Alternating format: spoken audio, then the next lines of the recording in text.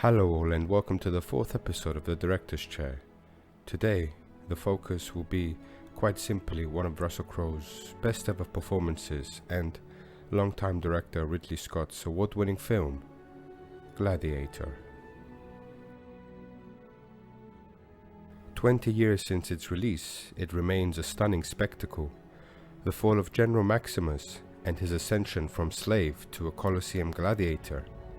Having had his family taken away from him, Maximus enters the world of fighting and survival in gladiator sports, while at the same time seeking vengeance from those who wronged him and hoping to be reunited with his family and be at peace.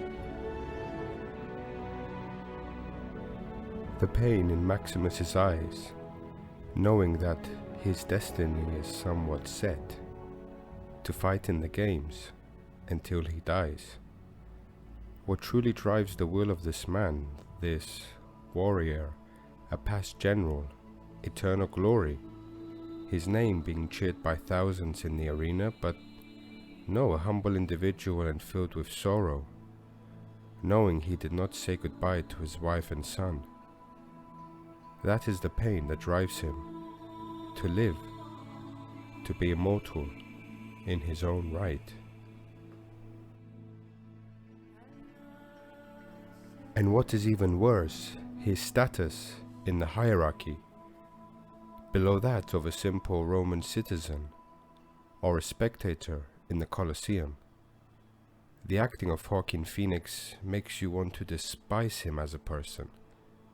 The audience knowing that he is the one solely responsible for Maximus to be where he is, fighting for his survival, and the entertainment of those around him. "Are you not entertained?" he exclaims in an earlier scene. "Is this not why you are here?" he asks to those in the arena. His status became known right there and then. Rome had finally heard him, and his journey to the Colosseum had begun. Ridley Scott had made numerous films prior to the release of Gladiator, some iconic ones at that, with Alien, Blade Runner, but with Gladiator it was simply something the audience was not used to seeing at such a spectacular level. The Colosseum reenacted in such a glorious way, jaw-dropping action, but perhaps the most important element of all was the score of Hans Zimmer. Flowing poetry, and it amplified the scenes to a breathtaking level. Indescribable would be truly an understatement.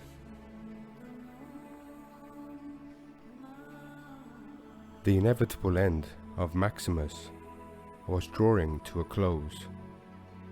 Flashbacks to a memorable scene in the fields, as Maximus, laying wounded in the battle between him and Commodus, reminisces about home. That final moment, he sees his wife and son. Maximus had finally achieved glory, not of that of those cheering his victory around him in the arena, but of that of his wife and son calling to him.